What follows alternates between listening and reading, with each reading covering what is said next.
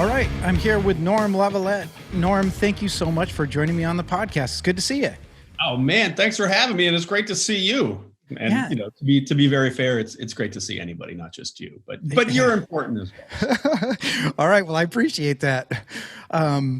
So, man, I'm really looking forward to this conversation because my prior podcast was more focused on the outdoors and stuff, and I always kept trying to jam sort of an entrepreneurial slant in it because I'm curious about businesses from that point of view. And with this podcast, I get to interview and talk with whoever I want. And you are quite a businessman. I was spending a little bit of time yesterday online looking up. I'm like, okay, how do I introduce Norm? Norm's the CEO of the Improv Asylum, and Norm has written an interesting book called The Art of Making Shit Up, right? Yes, it's not the great American novel, but yeah, that is the book and that is the title, yes. But you've done, what else do you have for titles? You have done a ton and are doing a ton of stuff. Yeah, I have been the good fortune to be able to do some pretty interesting stuff. The real, the fast background is, I come from entertainment, comedy specifically. And so I'm probably best known for, if I'm known at all. And again, I like to be, let's be real, on the list of celebrities, you've got, A, B, C, D list celebrities. I'm in the Elemento range. Elemento celebrity. So it's, let's not get crazy. But yeah, I started a place called Improv Asylum with two other co-founders in 1998. And what that is, it's a professional improv and sketch comedy theater. I came up as a performer in comedy. I've done everything, but specifically my main genre was improv. And so, look, I started that company when I was 26, and here I am a couple decades later, still doing stuff. And it's primarily in the entertainment business. I own several different comedy clubs, comedy ventures. I did write that book, as you say. I've produced hundreds, if not thousands of, live stage shows. I don't know. I do a lot of shit. Yeah. And when you're also a motorcyclist, that's actually how we met through a really interesting. How would you describe road pitch? Yeah, I mean, it's kind of like a cross between Shark Tank on wheels meets Vermont hippies. Yeah. So what it is it was a group of entrepreneurs and investors that were into motorcycles, and the event was once a year. That a whole bunch of businesses. The motorcyclists, the investors, we would travel all over Vermont and make 2 stops a day and listen to 3 or 4 pitches at each stop. Oh, wow. And then the judges, us, the entrepreneurs, investors, we would write up what we thought of their pitch. And eventually at the end of the week, there were a couple of finalists picked, and then ultimately one grand finalist business picked that got some investment money and got some help from the organizers and anyone else. That it was an opportunity to individually invest, and it was an opportunity also to be part of this group thing. Yeah, absolutely. And you rode. How many days did you ride? I didn't do the whole thing. I didn't do the whole thing either. I think I did. I want to say 2 or 3 days. I didn't do the whole thing because I'm obsessively. Every summer I'm the head coach of my daughter's all-star softball team, and so I was like, this is great, but I'm not missing more than one game. And so I went from like game to game, and I got back. I think I rode like 2.5 days, and came back. And I was actually riding on a borrowed kind of a Harley Davidson tour. But I got to show you this. Nice. That's awesome, shirt, man. Yeah, I love it. It's my lucky shirt. It's my Triumph shirt, baby. That's what I want. That's awesome. Well, I know a place where you can get a Triumph. I have some connections. Well, you know what? I'm gonna see if you can connect me with a guy. Okay, deal. All right, we can end the podcast now. My mission is accomplished. Thank you very much. Man, it's all about sales. Sell everything to your damn guests. Always be closing. I thought that as a gift for being a guest on the podcast, I thought I got a motorcycle. So, You I did. guess, I guess my agent didn't clarify that for you. Yeah, I would say it's time to find a new agent for sure. Damn it. Oh yeah, but that event was it was great, and it was funny. It was funny when we were talking about it, even how we both became involved, because I think we became involved in it in a very similar way, which I think is also a little illustrative of probably our personalities as entrepreneurs and as people, and kind of how we conduct our lives. But for me, we spent a lot of time. My family spends a lot of time up in Vermont, and I'd happened to be up in Vermont. I must have grabbed some kind of magazine or whatever, and I saw that this was going on. And again, I'm one of those type of people, as I think yourself is as well, which is like, I need to be part of this. Yeah. I wasn't asked, nobody's looking me up. But again, I was like, well, this is something that interests me. I love motorcycles. I can go into kind of the family history of that in a second. And so I just reached out, right? I mean, you make a call and you say, hey, look, this obviously I have some businesses, so I'm somewhat credible, but it always steps up from, you got to make the call. And Yeah. I think that you did a very similar thing, if I'm not wrong, in terms of getting involved in it. Yeah, I can't remember exactly how I met Karen, the organizer. But I've stayed in touch with him, and it appealed to me. I think the same way it appealed to you. I love business. So I mean, I just love business. Like, one of my favorite pastimes is to, if any of my friends feel like sharing, to look at their P&Ls and their balance sheets and see if I can pick out areas that they might, opportunities that they might have, or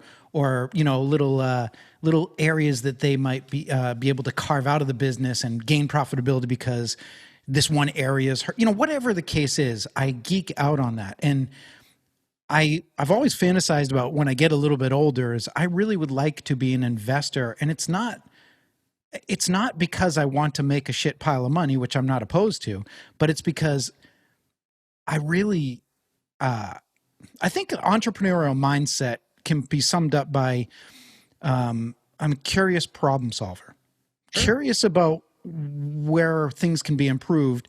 And then you can bridge the gap to solving some of the problems. Some of that comes with experience, some of it comes with instinct. But this idea of hearing all these different types of businesses being pitched to you, and then having some feedback for them, maybe help them, give them a little tip, or maybe find someone that was incredible that you could invest in. It really appealed to me. Well, I'm the same way, and I come at it too from an artistic point of view, right? Because oftentimes it's funny, right? I've done, from a performing standpoint, I've done thousands and thousands of shows. Before the apocalypse, a big part of our business was me kind of giving talks about the improvisation and stuff like that, which is still very fun and funny, on stages all around the world, from Dubai to Shanghai and stuff like that. And what comedy and creativity, I've created all these shows, and what everybody's amazed at is like, hey, you made that work as a business.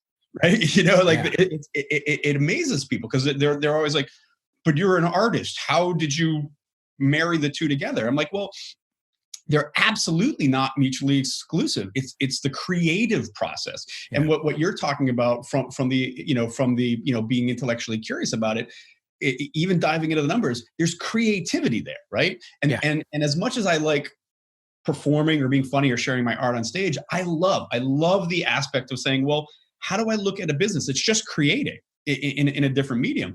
And so for me, even when we started Improv Asylum, and I don't necessarily know how I knew this, because look, dude, I was 26 when we started Improv Asylum, right? I was living in a pantry.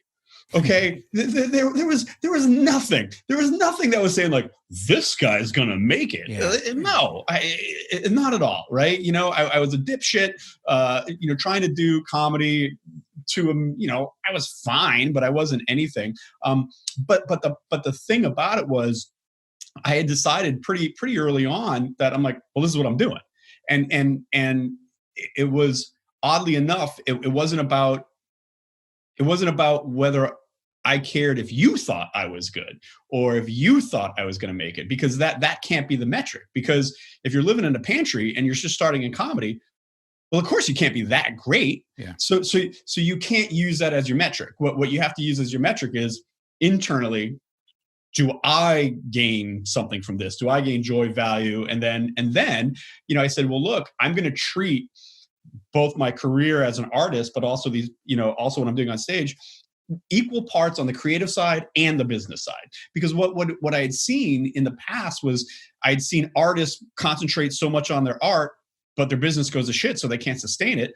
Or I've seen artistic endeavors that were so focused on their business that, it was a fine business, but their art sucked. Right. So I'm like, well, that shouldn't be mutually exclusive. And in fact, it isn't. Right. If I really concentrate on the art of what's happening on stage, that creates a great show, which is really great for the bottom line. If I run a really solid business, I create this wonderful platform for the art to thrive. And so that's kind of how I've always looked at it. And to this day, it's how I look at things. Well, I think that makes a lot of sense, because you can be skilled at something, you can be interested in something, but it's not a business until you use those skills and interests to create value for others.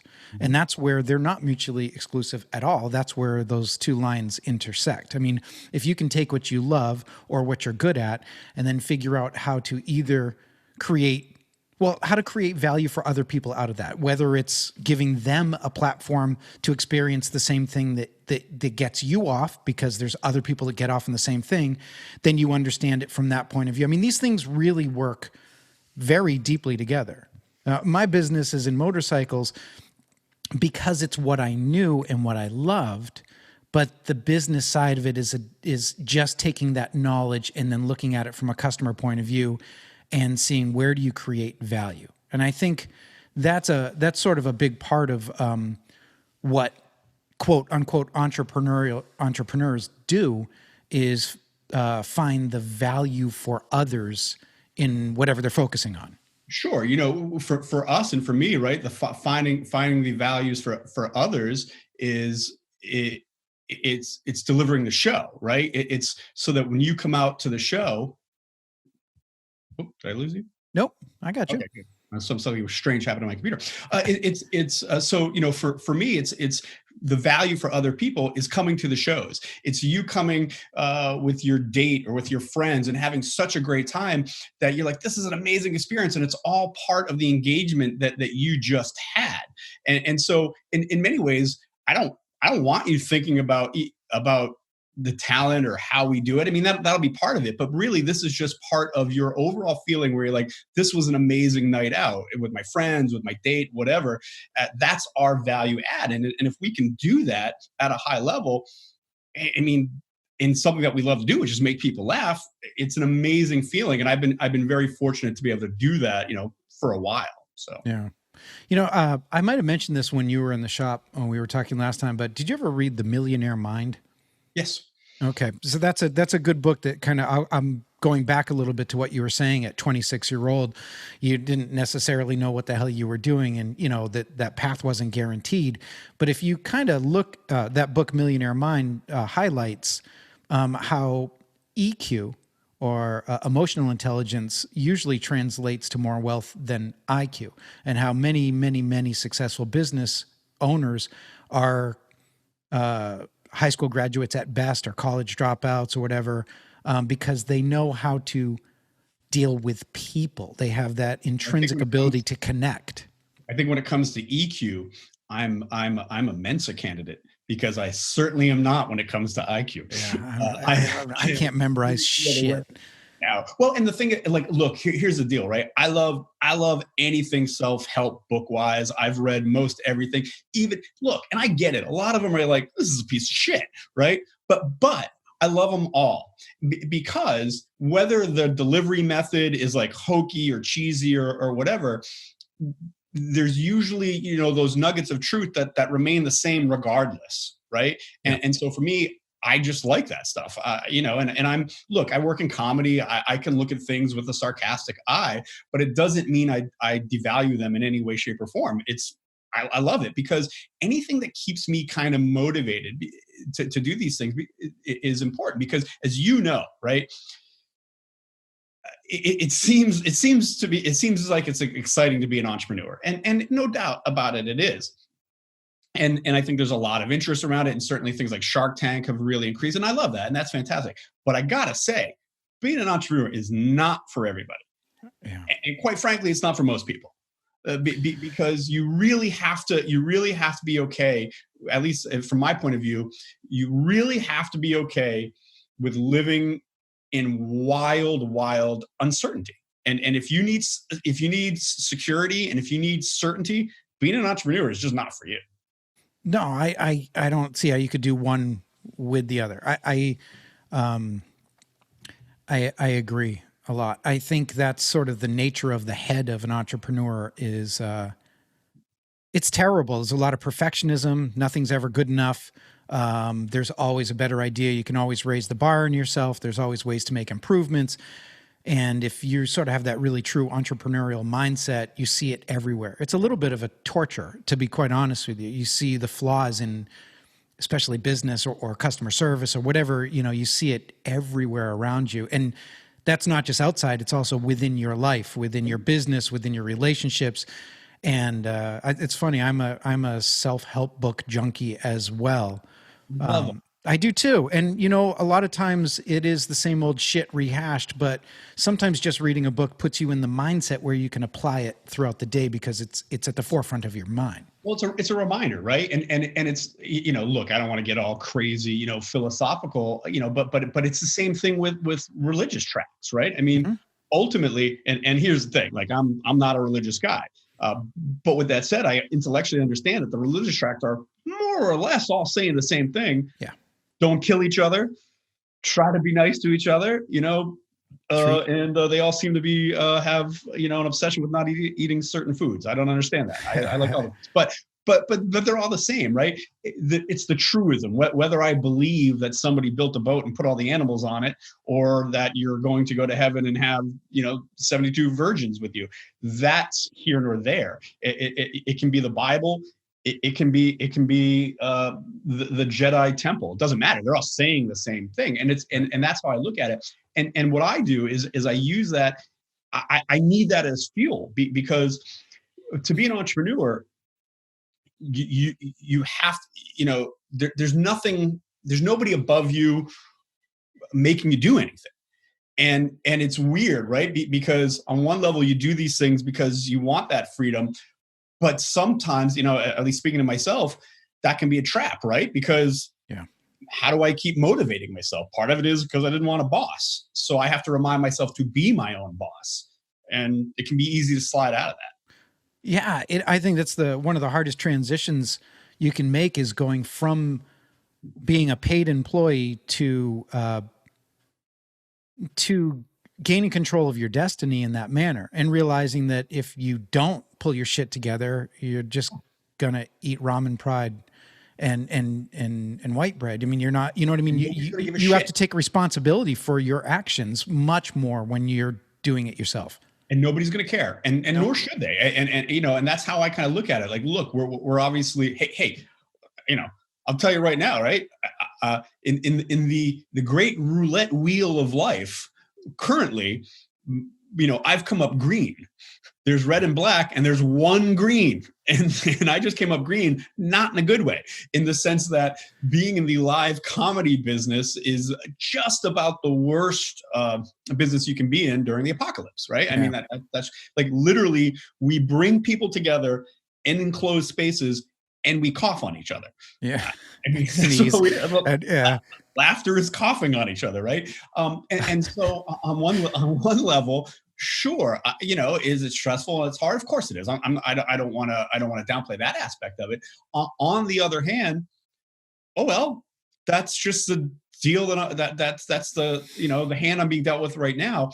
And so I have to, and even if it's self-preservation, even if it's self-delusion, I have to say, well, how do I use this to my advantage, right? And that's what I'm doing. And it's very stoic. Yeah. It's a very stoic philosophy too. I mean, the fact is that if you can accept the fact that life around you is chaos and it's not going to go the way you expect it to go, your ability to move through that chaos is the real skill. And I think, for me, what's always very interesting is coming up through comedy and improvisation in particular, but comedy in general, stand up as well.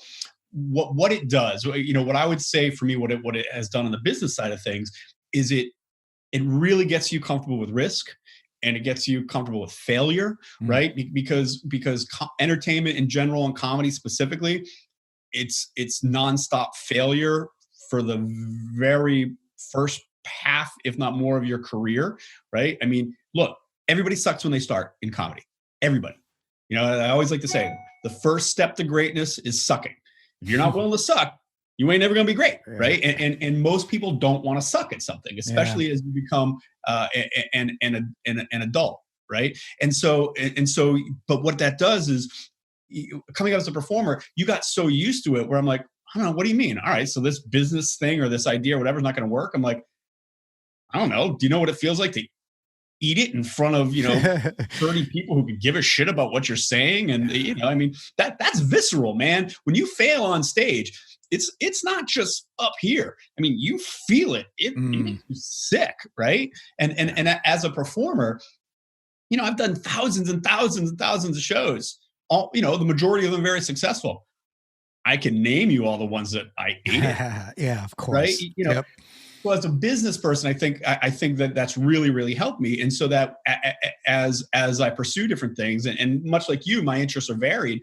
I'm like, yeah, it doesn't, the failure aspect of it doesn't, I think, scare me probably like it does, most normal human beings.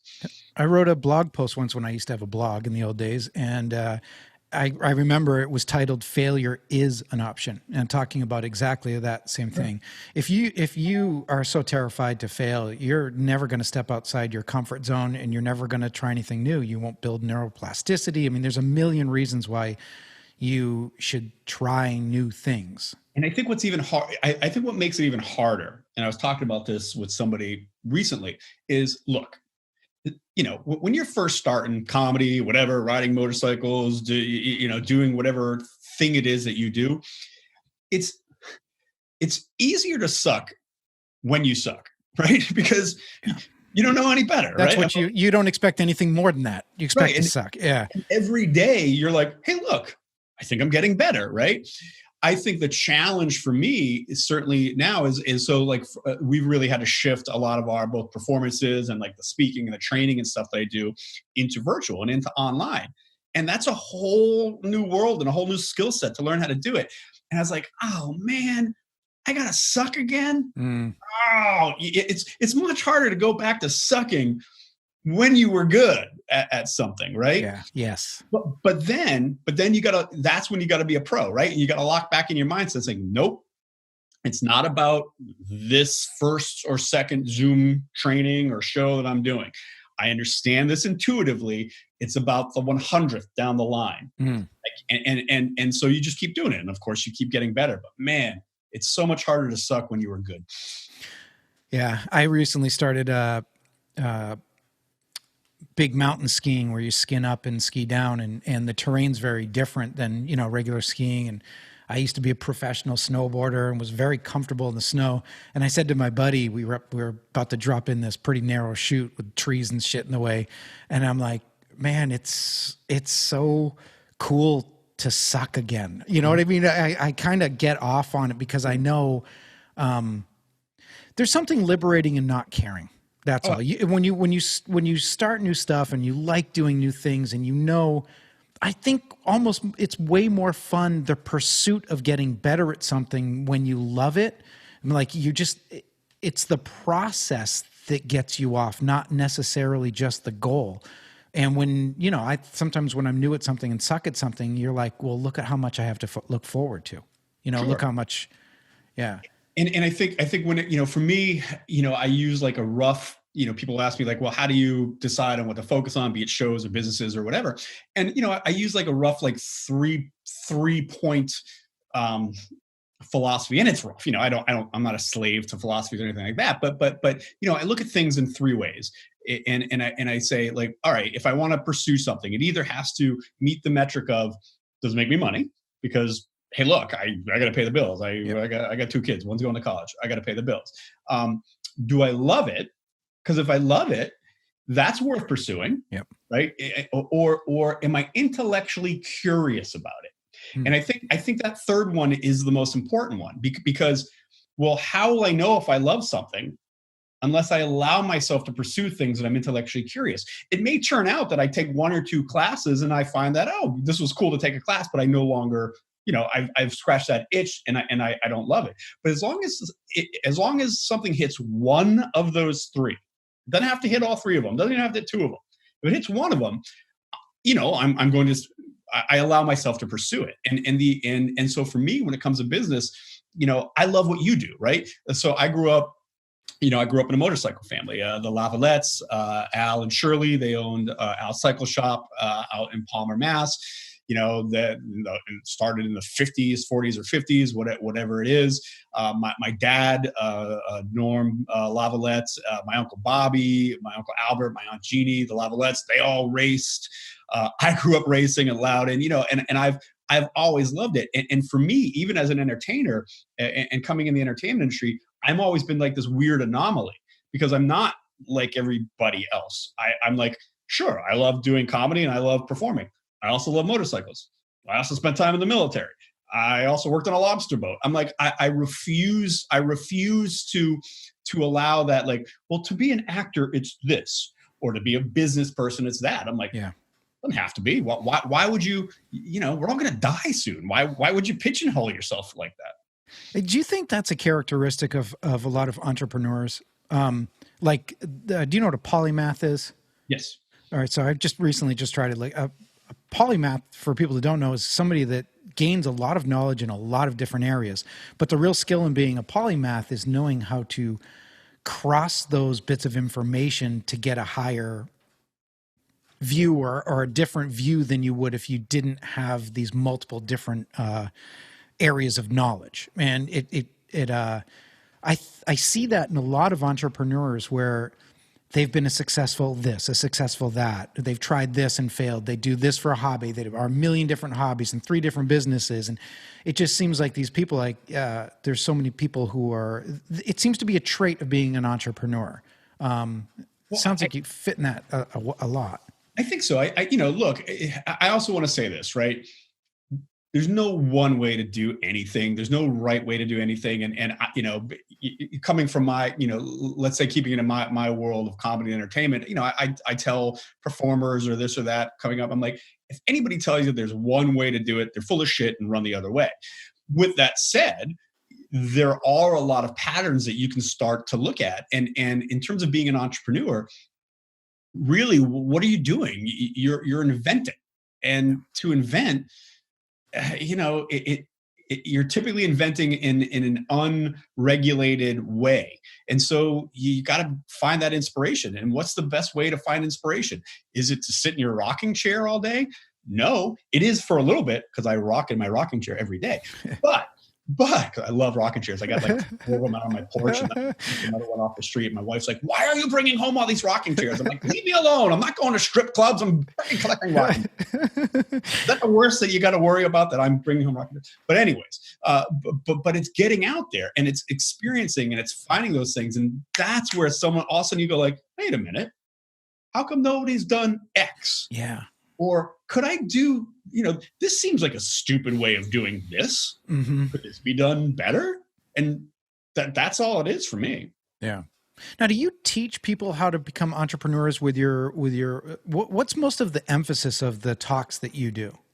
Yeah. So the emphasis of the talks that we do, it's a bit of that, right? It's about the creative mindset of being able to essentially build the bigger and better ideas, right? Because that's all improvisation is. So in a nutshell, we take suggestions and ideas from the audience and without a script, we turn that into scenes and songs and stories and comedy right on the spot. Also, we're working in a very pressurized environment, right? Mm. So if you were to come to Improv Asylum, it's a basement theater. You're surrounded on 4 sides by 200 people. They're drunk. And they're yelling shit at you. Easy environment, right? Yeah, that's the definition of how, if that's happening. I always say to people, like, if that's happening at your workplace, go see HR. For us, that's Friday, right? We like it. So the question becomes, how do you, from my job, how do you create together something wholly new in a stressful environment? And we use a skill set that allows us to do that. So what we've done over those years is that same skill set can be applied to anybody or any groups that are creating.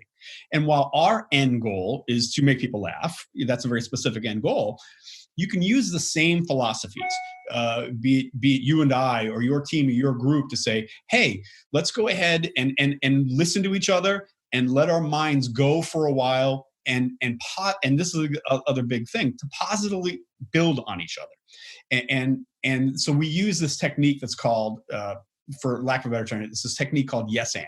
And all yes and means is, yes, if you're my scene partner, I'm listening to you. So improvisation starts with listening. It doesn't start with thinking. I'm listening to you. And I have the confidence to go ahead and build on your idea.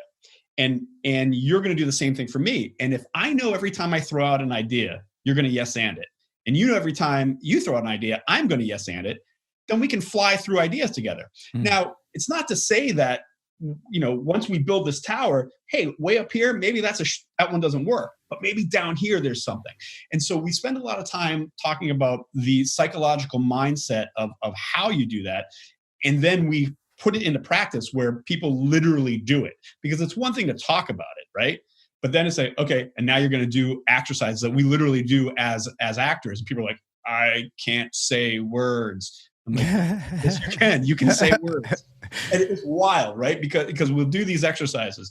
And these exercises, I mean, they're theater games. They're kids' games practically. And look, I get it. When people hear corporate training, a lot of times they're like, oh, corporate training. Yeah. And then they hear like improv, and they're like, oh my God, I'm going to kill myself, right? Yeah. The most accomplished people in the world freak out.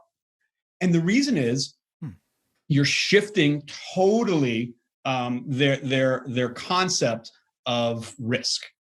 And really what it comes down to is, for almost 90 to 95% of people, also 90% of statistics are false, is that I don't know if that's true, right? Right. Yeah, I got it. I don't know. I love it. Everybody throws out statistics and they're like, is that true? Nobody ever questions it. Oh, really? 90? I heard it was 83. I don't freaking know. Don't listen to me. I'm an actor. Why are you calling up? But point being is, most people that I've experienced, it comes from the self-consciousness of, I don't want to look stupid. Yeah. And that stops us in our personal relationships, in our professional ambitions, in our personal, that sense of like, well, I've always wanted to take ballroom dancing, but like, I don't know, I'm 50, and people will think, well, what's he doing taking a ballroom dancing class? And it's that self-consciousness that stops you. And what's beautiful about doing anything like improvisation or putting yourself out there is it starts to remove that barrier, that what you said before, which is you stop giving a shit. Right. And like, yeah. If you really have harbored this idea of you wanted to do ballroom dancing, or you wanted to, be a cabaret performer, then you go do it. And improvisation. Did somebody tell you? What? Did somebody tell you? My whole life. I think you do fantastic at it. But it's the self-consciousness that holds us back. And it's the same thing in business too, right? Well, yeah. If I do that, people are going to think I'm not happy, or I'm trying to do more with my life, or whatever. What fails. It's usually not about the financial consequence. It's about, am I going to look stupid? That's what I was going to say. I was thinking when you were saying this, I was thinking that is another little piece that I would say it's an attribute you would see with a lot of successful people, is the ability to be vulnerable. Because vulnerable really means not being afraid to be judged. Because you're going to be judged, but not necessarily gaining your worth or your self-worth from that, and learning. You've got to be a little bit of maybe an egomaniac, or you've got to know yourself really well, and be comfortable with the fact that other people won't understand you, and you've got to be okay being vulnerable like that. And I think that's where, when you're talking about like not wanting to do stuff, it all comes down to fears. And I think what a lot of people don't realize is all those fears that they have, like, oh, I'm afraid somebody will think I'm a blank, fill in the blank. That the reality is there's probably nobody out in the world that will even think that stems from your internal monologue of what you're afraid of. And there's a lot of lessons in that in itself.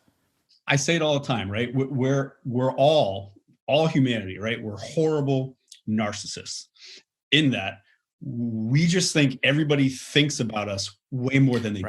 Right. They don't. Right. And I often talk about this from an acting or performing standpoint when I'm either working with actors or creating things. But, hey, man, I'm thrilled to be having this conversation with you. I really don't think you're going to be on my mind tonight when I go to bed. Right. It's kind of insulting. I mean, I would expect this to be the coolest thing you've done today. Well, if you want that, then send some. No. Right? I mean, I'm a visual medium guy. But it's that idea, right? Like, you may feel that this, and I don't expect to be on your mind. You may feel that this podcast went great, or you may feel like, oh, hey, some things weren't perfect, or he's an idiot and he doesn't know how to turn off his notification, so it keeps chiming. Those are the things, right? That may be in your mind. But the reality is, you and I aren't going to be thinking about that at night, and people are really tied up in their own thing. And so when you start to accept that people just don't think about us or care about us nearly as much as we think they do, it's freeing, it's liberating. Yeah. I mean, I get it. It's sort of the example I'm thinking of is I used to be a fairly aggressive driver. It's like if somebody came up on me really quick, you instantly, you feel that you want to chase after them and call them an asshole. And as I've gotten older, you go, well, maybe that person's on the way to the hospital to see their mom that's sick, and all of a sudden it's like, maybe it's not about you at all. And I think that comes with a little bit of maturity, probably comes with my obsession of self-help books and things, trying to be better in that. I don't want to be driving around angry and flipping the bird off of people, because that just affects me. It doesn't affect them that much.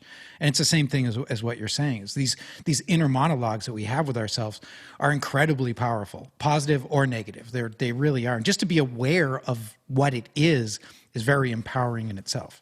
Well, it is. And that's why when I tie it back to, like, while I love what I'm doing and the entertainment, and look, all my clubs are going to come back, and I'm working on shows and deals and other ways to create content that, you and I have even talked about, but there's so many things out there. I'm like, well, I kind of boil it down to myself. I'm like, I like to create new things.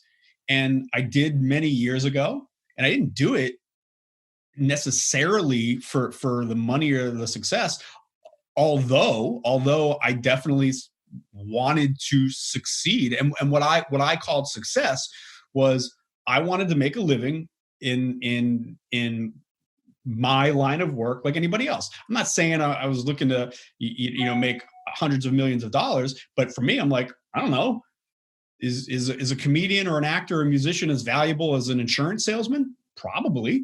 So I at least want to try to be able to make that kind of money. No offense to anybody out there that's an insurance person. You're great. But that's what I wanted to do, because it also, that's what takes it from a hobby into something, that's a vocation. Yeah. And so now I'm looking, well, I still like, at the end of the day, I like to create. And that doesn't have to change at all, whether we're in the middle of an apocalypse or not. And so I create, and I grab rocking chairs off the side of the road. That's what I currently do. You should have that in a business card. Create and rocking chair collector. Love it. So speaking about the pandemic and stuff, I mean, when you came to the shop, we were talking a little bit of shop, talking business, and I really felt bad about saying, well, we've actually had a good year. It seems like all the money that people stopped spending with you, they spent with me over on a motorcycle. And I was, when this whole thing first started to happen, I really thought, well, there's 18, 19 years worth of work down the drain. Nobody's going to buy a motorcycle when we're all holed up. And, the outside industries, bicycle and motorcycle and hiking and walking and all that stuff has boomed. Sure. But people in your spot, who are just heavily invested in this industry that can't move forward as normal right now, I mean, we can stand here and be positive all we want, but how has that affected you, and what are you doing? Well, look, it blows, right? I mean, there's no doubt about that, and it is that same thing, right? I mean, I've Improv Asylum's been around for 23 years. It's been and my whole life, and it's everything. Anything that I have is derived from that, and I think where it becomes difficult is, intellectually, I could understand, and I don't have a problem with the fact that I'm in an industry that right now just can't move forward. I find it to be, I think words matter to a degree. And I find it an unfortunate term anytime I hear somebody say not essential businesses.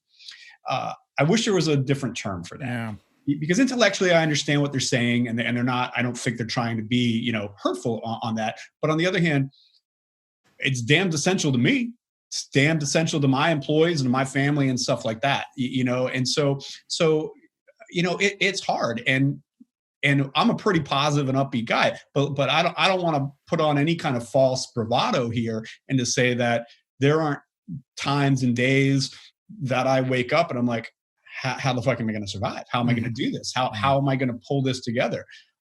Absolutely. And it's very difficult on that level. I think for me, psychologically, how I do it is, and we all do it differently, but I'm a believer in I typically allow myself to feel bad for about 24 hours. I give myself a 24-hour rule.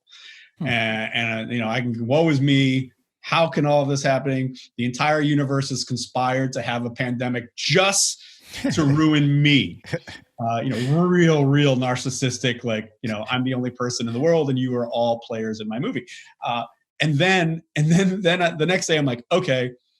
And I'm a tough love kind of guy. So I'm like, it's just the old, I'll use a crass word, but it just helps me. I'm like, stop being a pussy and get up and figure it out. Yep. And I'm not saying that's going to work for everybody. It won't, but it does for me. And then I just plow through. And I think like anything else, be it working out or business, it's easy to do when it's easy. Yeah.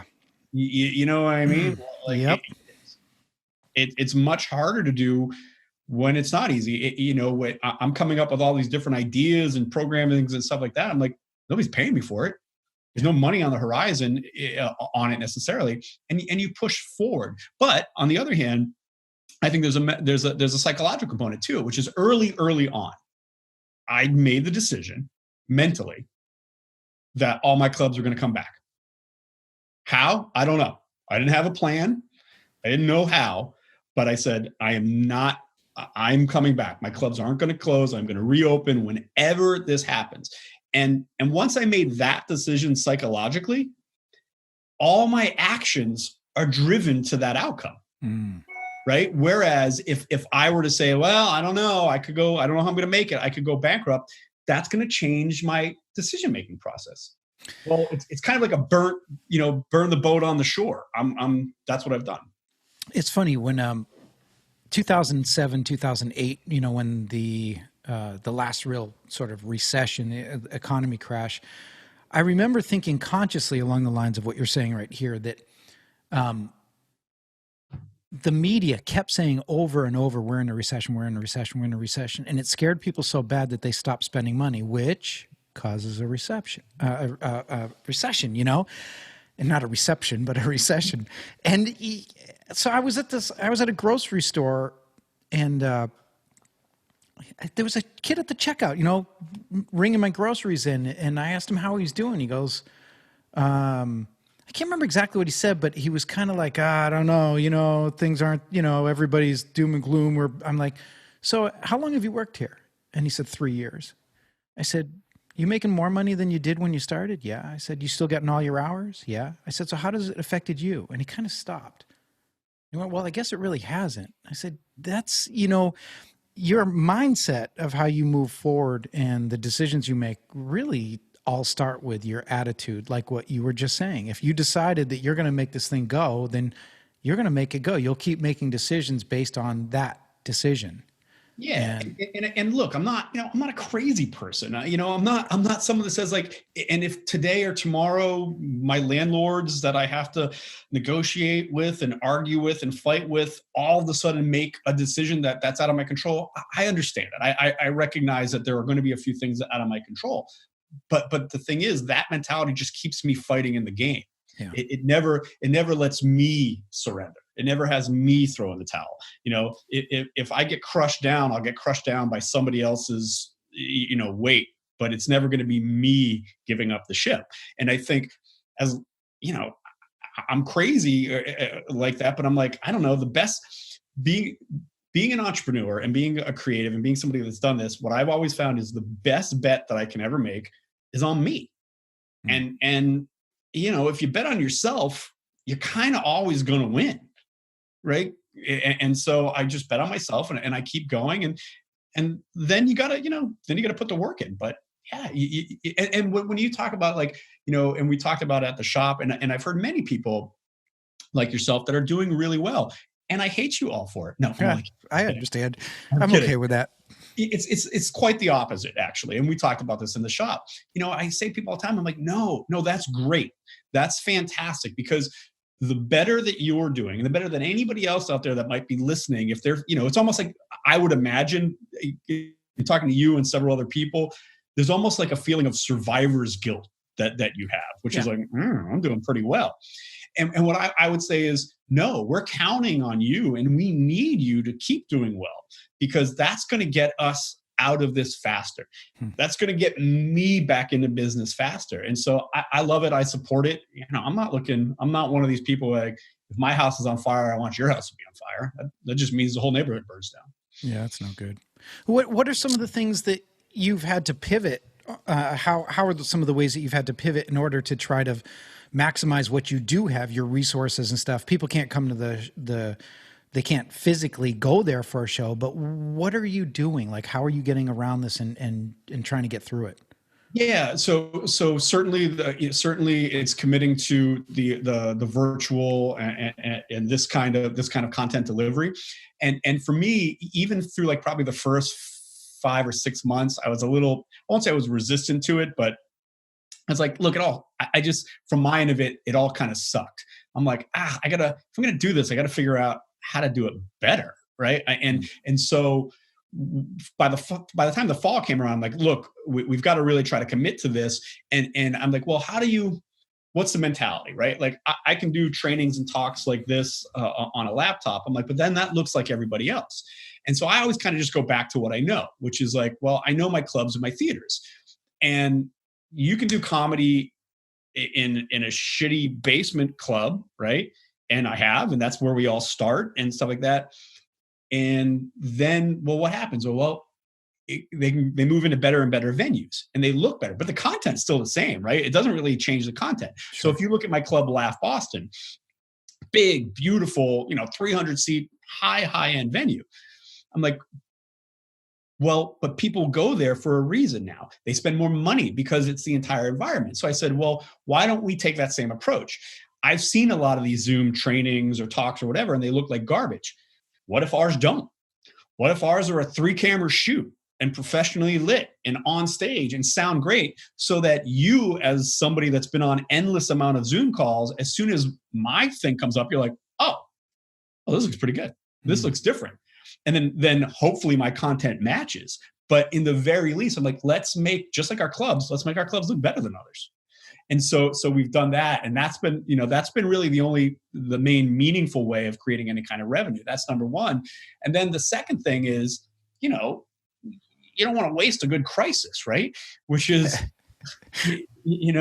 especially from a creative standpoint, what does everybody say, right?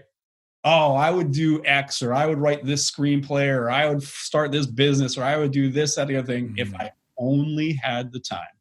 Yeah. Well, you got the time now.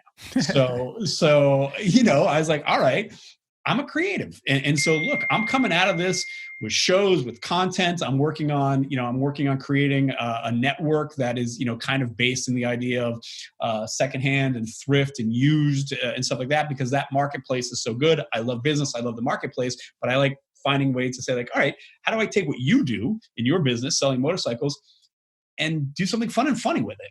Because everybody has a story to tell. So I'm working on those kind of shows. I'm literally negotiating with 2 different theaters to take them over when the world opens up again. I'm writing and developing a bunch of different shows, because when the world opens up again, I want to be the person that says, bang, I got all this content ready to go. That's cool.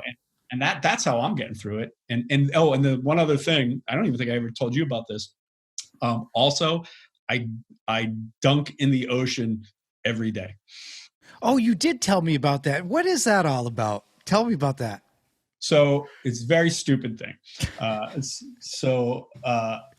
On May 1st, my daughter, my daughter, she's like 17, like she had something to want to do for YouTube. She would jump in the ocean on May 1st, and I just jumped in with her. I was like, oh, that's kind of fun. I'm like, how about I do this? How about I do, like, I'm going to say that I'm going to jump in the ocean every day until my clubs open back up. You know, a nice little fun PR thing. I just post a clip, write something stupid, do a thing, whatever. Not thinking. Oh, it's going to be all done by Easter. Remember, it's all going to just go away. Yeah, 3 days to curb the enthusiasm, whatever it is. I don't know what they're talking about, and it goes away by Easter, right?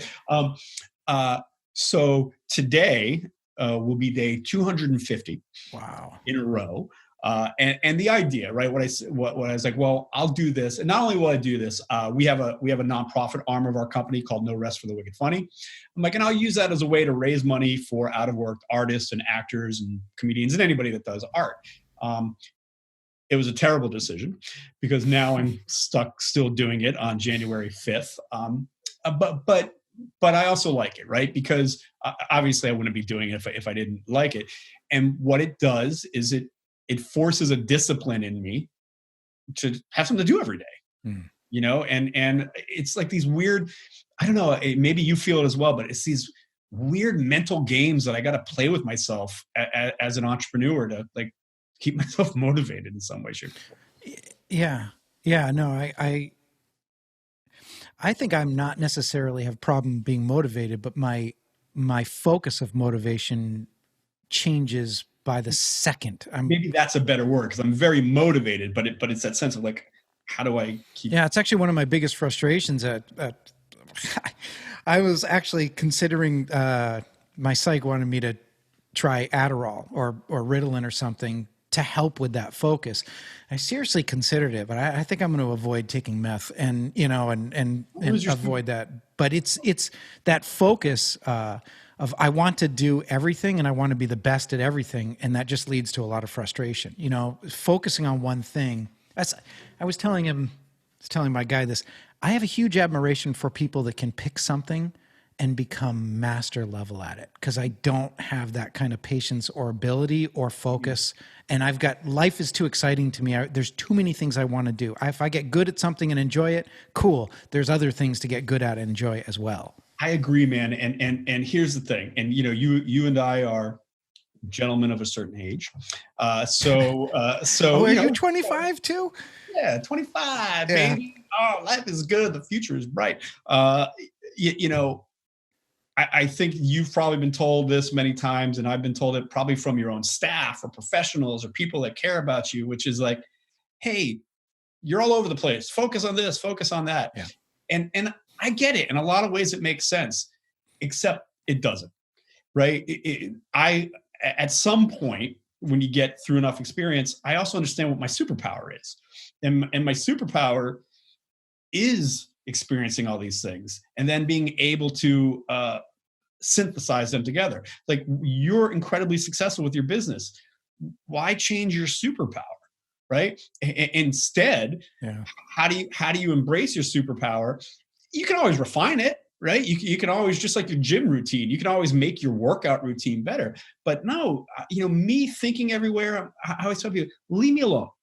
It's my superpower, and it's what's gotten us to where we are. Yeah. A house full of rocking chairs, right? It's gotten us. And I think, like, society, right? Like, when I hear like, oh man, take Adderall to be more focused. To what end? Yeah. To be more focused on what? Right? I mean, it's on memorizing history that's of questionable nature anyways. I want and that's what makes us successful. I don't want to take away. I can refine it and get better, but I don't want to take away what makes me successful. And no, man, I love what you do. And it's the same thing. Like, here's an example, and I'm just checking my time, because also being unfocused, I have a notorious ability to double book myself. But when are you good until? Because I can make sure. I'm good. My next thing is at 1. Okay. So literally at 1:00 today, I'm meeting with somebody. This is, I think I might have mentioned this, maybe not. I'm all over the place, but I'll tell you anyways. So there's this thing. It's in New Hampshire. It's called the Armored Combat League. This guy named J. Travis Brooks. Sounds like a country star, but he's not. Yeah, it does. He's created basically what it is. The Armored Combat League. Think of MMA, right? Full contact fighting, except they are in full steel suits of armor with full on. It's not LARPing. It's not role playing. They have full swords and axes, and they beat the living shit out of each other. No kidding. It's just that the swords are dull. They're not sharp edged. So I came across this a couple of years ago. I'm like, this is right up my alley. I'm like, I gotta see this. This is insane. So I do what I always do. I just reached out to the guy. I'm like, hey, I just saw you do this. I'd like to come up and meet you. And so it's in New Hampshire. I believe it's in Nashua, New Hampshire. And he's got this like gym, this studio. It's called the Knights Hall. And he's got this gym up there, and it's this whole training regime. And these guys work out, and they're all jacked because they're working on fucking steel, right? And they beat the shit out of each other. And they have Friday night fights. It's the most violent thing I've ever seen. And lo and behold, this is like a worldwide thing. They have these giant tournaments. And this guy has created this whole thing, and he's got franchises and gyms and stuff like that. And he wants to expand. And so I was like, hey, and the same thing. Like, he's got business things that I think working or are not working. And I just think it's fun to think about it. So I said, well, basically he's like, I need space down in Massachusetts. And I was like, well, have you considered malls? Because malls are dead. And all they do is have space. And so lo and behold, he's like, no, I never thought about that. And of course, because you and I have been around forever, I'm like, well, I got a mall guy. I want to meet him. So I'm bringing this insane concept over to the Kingston Mall. Why? Because it intrigues me. Am I going to get anything out of it? Am I going to monetarily gain from it? Absolutely not. But I love doing these kind of things. And you don't know what's going to happen from the connection you make with people day in and day out. Right. I don't know. Like, why do I do it? Because it's fun. It's intriguing. It's exciting. And that's what stimulates me. I'm not going to change that now. It's gotten me to where I am, having a bunch of theaters closed. So how the hell did you write a book? How did you stay focused enough to write a book? So the book, it was one of those things, right, where the publisher, Wiley Publishing, somebody reached out to me and they're like, hey, would you ever consider writing a book? And, for me, I'm like, I don't know, what are we talking about here? Are you saying if I wrote one, you would publish it? I'd always, in my business, I've always thought about writing one because it's certainly from a marketing standpoint, it helps with the speaking and all of that stuff. And because we have classes in Improv Asylum, there's a natural avenue to sell just beyond selling. And so I was like, all right. But again, when you change your discipline, all those same doubts come up, right? I can go on stage, I can improvise, I can do my talks in front of 1,000, 5,000, 200, 5, I don't give a shit. But then when it came to a book, I'm like, well, who am I? Well, what do I have to say? What makes me so important that other people haven't already said it, right? All those same doubts come in. Yeah. And so I said, well, no, I can't think like that. I understand psychologically that I can't think like that. And then I probably did it the entirely wrong way. So, the publisher asked me, like, all right, how long do you think it's going to take for you to write the book? And probably in the world of authors, there's like a response. Probably it's supposed to be like 12 months or 18 months, or you'll get the book when I'm finished, right? Yeah. I don't like enough. So I'm like, I don't know. And they're like, well, do you think you can do it in 6 months? I'm like, sure. I'm like, sounds easy. Yeah. They're probably like, what an asshole. He said yes. He said yes. I'm like, in my mind, being an improviser, I'm like, 6 months.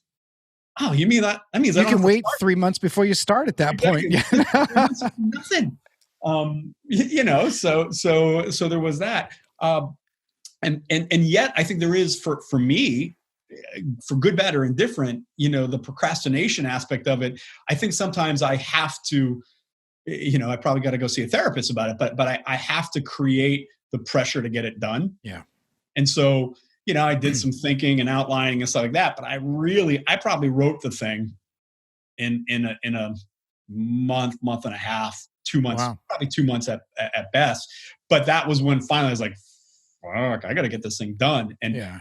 And the thing was, of course, I was writing that book at the exact same time we were opening our theater in New York City. So I was directing the show in New York City, and it actually kind of helped because then I'd go back to like this, staying at kind of a shitty hotel it was like, I think it was a front for like the Russian mob or something. It was very strange, but it was really good for me because then I would go back to my Russian mob hotel, and I would just sit in there and I just bang away at the keys like a monkey, and I just let it all come out. Did you put any discipline behind it? In other words, like I have to write 1,000 words a day, or something along those lines, or I have to write every day, or how did you hold your own feet to the fire? I tried, and I tried to say, especially once I got going, I tried to say like I wanted to write, like 1,000 a day. I didn't always get it. I didn't always get it because I had too many things going on. But what I find about that, even in my writing today, because I'm writing some other things, is, if you set that limit, you almost always go over it. Mm-hmm. So if I say to myself, I'm going to write 500 words today, once you get rolling, you almost always go over it. That makes sense. So, but yeah, no, a lot of it, I wish I could say that I was this disciplined person where every day I was up at 9 a.m. writing. Nope. It was until the point where I was like, it was so painful where I was like, I gotta write this thing. Yeah. And and then I'd be in my hotel room in New York. And you find it's the same thing with your business? Because I find it's almost the same thing with my business. There is a million projects I have floating at any time, but the ones that get the attention are the ones that become urgent.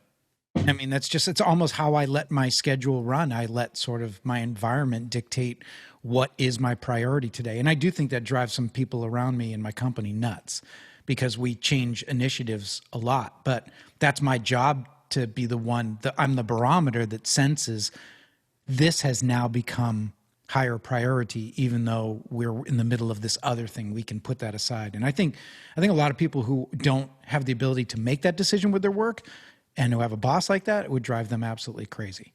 Yeah, I'm very similar. It's the same thing. It's like, look, because there, it's like you said before, I see opportunity everywhere. So the question almost becomes like, I got to rein in when I can get to that opportunity. And yet, it is a job to say like, I know that we were doing this, but I look at this, when you're an entrepreneur, right? It's like you're a hunter-gatherer in the sense that I always say, if we don't kill it, we ain't eating it, right? And so we got to go out and we got to kill it every day. Like we're not on a farm, which is your regular job where you're growing stuff and the food just keeps coming in. And so there are going to be at times where I'm like, I get it, but we got to go get this now because we're not going to be eating. And so I agree. I'm sure my staff gets very annoyed at me when I say like, hey, everybody, I'm opening a place in New York City. And they're like, but why? I'm like, because there's a theater in New York City that I can get for cheap. Like, well, how are we going to do it? I'm like, I don't know. We'll figure that shit out. Yeah. But that's how I work. And again, I'm sure there's a zillion books that will tell you that that's not the best way to work. But there are others that say it is. So. It's also the way I know most of the people that I know that are true entrepreneurs. It's the way they work. It's as soon as you put somebody who thinks that way into a cage, that person is fighting, kicking, and clawing to get out of that cage. Like you just don't want to be defined any certain way. You want to be able to have that freedom and flexibility to move through whatever opportunities you see. I think that's the other thing too, is having the eye for opportunities and the courage to try and take it. And knowing that if you try 10 different things, maybe one or two will really take off. Sure. Maybe it's 1 out of 20, but if you don't keep trying those 10 to 20 different ideas and prototyping and testing and experimenting, then you're not going to find that big idea. And you got to think it's fun, right? I mean, if it's torture for you, then don't do it. Because why? Why do anything that tortures yourself? But like for me, the idea is fun. Like for me, the idea is like, all right, I wear booties, wetsuit booties on my feet because it's very cold to go in the ocean in January, right? But it's cold. And so the best way to get your booties on and stuff like that is to have like some kind of plastic bag and your foot will slide right into your booties. Well, I have 2 dogs, so we actually have a lot of poop bags. So I use poop, right? To slip my booties on. So then I'm like, these things go right on and off with these poop bags. I'm like, could I get a patent for this? I'm like, could I invent a new thing? Like, but that's fun for me. It's fun for me to think of it like that. And then it's fun for me to explore, I don't know, what does it take to get a patent? Like the enjoyment around it. And I just enjoy all of that aspect of it. And whether I patent these dog poop booties or not, it's kind of irrelevant in the sense that, like, I don't know, I don't gamble. I like to do that. So that's what I do. Yeah. I totally get it. I get it. So I guess I always try to bring people as much value out of these conversations as possible. And I mean, you do a lot of talks, you've written a book and stuff, and we probably covered most of them here, but like if someone pinned you down to say, what are a couple key indicators that you like to teach or things that you think are important if you want to move into the world of this sort of mental chaos of being an entrepreneur and looking at a world a certain way? I guess there's two parts to this question. Number one, do you think that people can truly learn to become an entrepreneur, or do you think it is more when someone of a certain personality or mindset gains the freedom to become who they are? So that's the first question is can you teach how to be an entrepreneur and how to deeply look at the world in this way? Or is it something that's intrinsic part of a certain personality? I think you can teach it. I think that there are those that have the intrinsic personality, but my guess is even those people were taught it somewhere along the way when they didn't even know. And that could be as a child with their parents because they were given a lot of freedom, or the opposite. I don't know. But I do think it can be taught. But like anything, you have to be willing to learn, right? You have to be willing to do that. Going back to what I do, right? So we have a training center, Improv Asylum. You can take classes. It's like an adult education center. And look, 95% of the people in those classes, they're not looking to be professional comedians or improvisers or actors. Not at all. They're what I call civilians, right? But it's what places like Improv Asylum or any acting classes or whatever, they're gyms for the mind. And we go, we work out, we eat right. Some of us, we focus on that because you can immediately see after a few days or a few weeks, you can see the results. Well, we don't go to the gym for the mind. And I think you've got to be willing to put in the work on the gym for the mind. And that can be self-help books, that can be whatever it is. And if you're not willing to put the work into the gym of the mind, I don't know, you're probably, which is perfectly okay, going to be comfortable with whatever you're doing now. So it can be taught, but you got to be willing to put in the work. Yeah. And I guess maybe it's sort of a redundant question to say, so what are some of the key things that are components of that teaching? I mean, and I guess it is appropriate when you do these classes and you bring people in on learning how to improv. I mean, you're doing it with a sort of a business slant in mind, like taking yourself out of your comfort zone, learning to be uncomfortable, overcoming fear. I'm guessing at some of these, but I think. Well, I think to break it down even in a simple way, taking it away from what I do and what I teach, because what I do and what I teach is just one way, right? There's a million ways to do it. I think that the central thing from an entrepreneurial standpoint for me is it keeps going back to that fear of what others think and of you. And so the more you can do things that almost are kind of have somebody in your life go, "What are you doing?" It's a good thing. Like for me, anytime somebody says that to me, or like, "What do you mean you're doing that show?" I'm usually like, "I'm onto something." Yeah. Anytime somebody tells me I'm crazy, I'm usually like, "I'm onto something." Right. And so like, that's what I always go back to. I'm like, you can train your mind in a million ways. Do people think it's crazy that you're going to take a dance class? Then go take a dance class. Go take a singing class. All these things, it's not because you want to be a good singer. It's going to totally, scientifically, it's going to start to rewire your brain. Yep. And so what I would say, especially in today's day and age where we're still limited in what we can do even to train ourselves right now, go do things that have other people go, "Huh," right? Yeah. All right. If you really want to start to farm chickens. Yep. And let all your neighbors go, "What the hell is that guy doing with chickens?"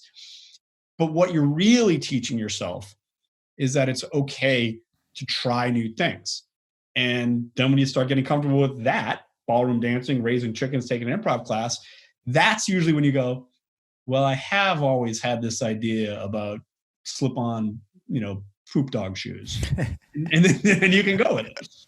It's funny. I was listening to NPR yesterday, and Sanjay Gupta, he's the medical correspondent for CNN, and he was talking. He's a neuroscientist. He's a neurosurgeon, and he was talking about neuroplasticity, and he was kind of breaking down sort of the preconceived notions of, your learning happens up until a certain age, or he was saying you certainly have growth spurts where your brain sort of learns its sort of set ways, but he was talking about how doing stuff as simple as like eating with your opposite hand, how it builds neuroplasticity, and how building neuroplasticity and new neural connections really is a key to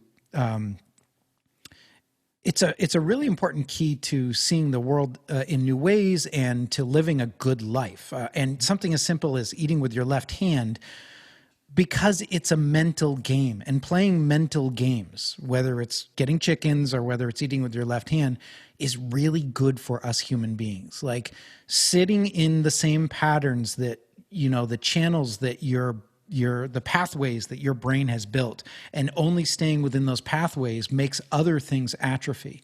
And, you're using your brain in lots of different ways. Has a ton of benefits. It does. And yeah, and I'm sure with the title of my book, The Art of Making Shit Up, you figured out that I'm no brain surgeon, but I absolutely subscribe to those things. Like so, for example, and we make things harder than they need to be, right? So, for example, I absolutely agree with all of that, because why the hell wouldn't I? He's a brain surgeon, right? But point being, I go out and I kick the tennis ball to my dog. I spend a ton of time kicking with my left foot because I shank it and I can't get them. I'm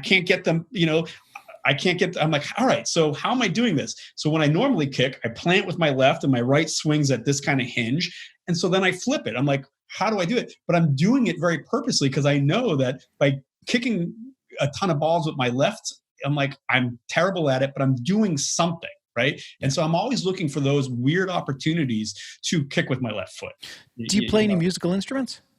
I don't actually. Really? Because that you would dig it, because it's all that and a bag of chips. I mean, it's all about neuroplasticity. First time you pick up a guitar, it's like your hands don't even work. And then as you learn the scales and correct hand positioning, and it's always unlocking this, oh shit, that's how it works. Or, oh, I can make a 16th note or a triple, whatever. But that's why I've been playing bass since I was 13 years old. And I still, every time I pick that thing up, I work on trying to learn some new pattern or break an old habit. And when you do that, you really become hyper aware of how your brain works. Like, why won't my hand do what I can watch that person do? I don't understand. Well, you haven't done enough repetitions. You've got other pathway that's preventing it. And when you get an exercise that you've been working on for 3 weeks and you couldn't do, and all of a sudden you can start to do it, and then it becomes second nature. You go, oh, this is the process. This is the process our brain goes through for all of the shit that we just talked about. Seeing things a certain way, and I dig it. I don't know. Maybe I think that's exactly my point, which is, from an entrepreneur standpoint, it's the willingness to do that. And I get it. Look, it's cold and it's shitty out, and I don't want to go jump in the ocean today. And I'd rather just sit around and not do things. I get it. But you gotta, if you force yourself to do those things and then you start finding joy in them, that's what makes the difference in terms of being an entrepreneur. And that's why I think it can be taught.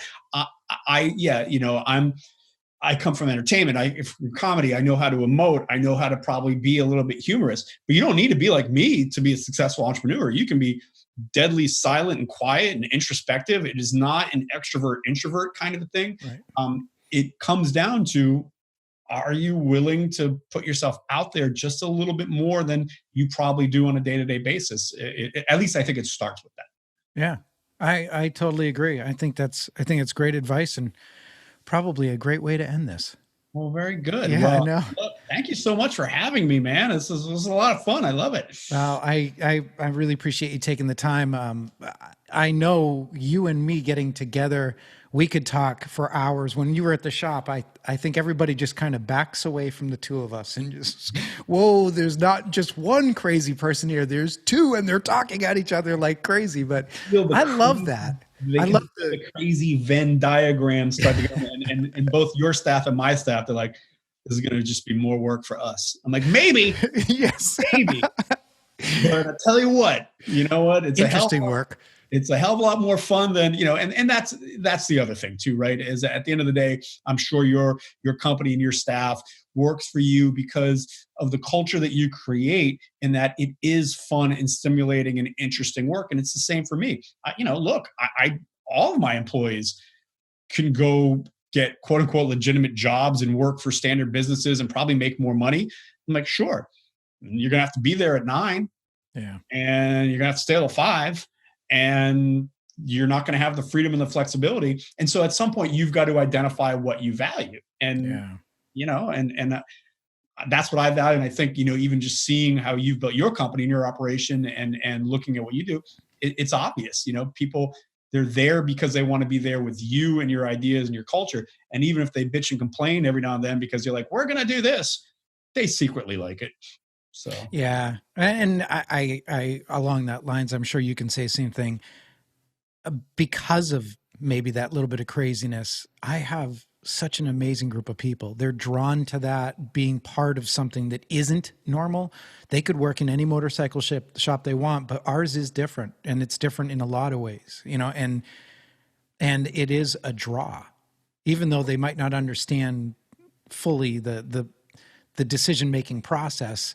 Most of them have been there long enough to see that they usually work out pretty well for all of us. And they're not, obviously that's the other thing too. As a leader, you really need, you have to act in a manner that your crew understands that you're not doing this just to buy a new Ferrari. You're doing this for all of us. We're all in this together. And my decisions are not just about making me money. They're about making the company healthier so we can hire more and we can give raises and continue to give good benefits. And not one single one of us can do that alone. We all have to do it together. Absolutely. And I think that's a very important thing. And to finish up with it, being an entrepreneur, or somebody like us that owns businesses, look, it ain't me. I mean, I'm good at what I do, but what I do is actually, and what I'm good at is actually very small, right? It's for me, I understand I'm really good at that small area. But then it's surrounding myself with people that are way better than me and way smarter than me at the things that they're good at. Bingo. And putting your ego aside, I don't, I've never understood these business people or these entrepreneurs where like they want to negotiate every lease and they want to. I'm like, I mean, I can do that, but if I get a guy that likes negotiating leases and is better at it than me, why wouldn't I let him do it? And then I have to give the overall, okay, this makes sense, but I'm like, I don't need the ego gratification of being the best lease negotiator. All right. What do I care about that, right? And so I think from an entrepreneur standpoint, I want people better than me at most things. Yeah. Right. I mean, and then I want to share that credit. I want to tell them that they're better than me at that. And they work. And then that leads to other things. And by even doing something like Road Pitch, right? I wouldn't be here talking to you and talking about some of the other, I think, exciting, potential shows and ideas that we have that hopefully will be some point be able to announce to your listeners. But I wouldn't be able to do that if I didn't have the confidence to say, this is an unknown. I don't know these people. I don't know if they accept me, but I'm going to try. And when you do that, the end result wasn't to sit here talking to you.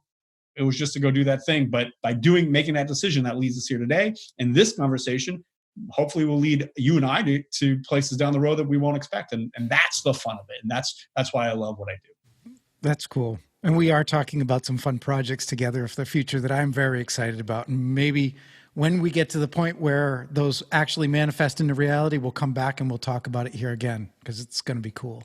100%. I look forward.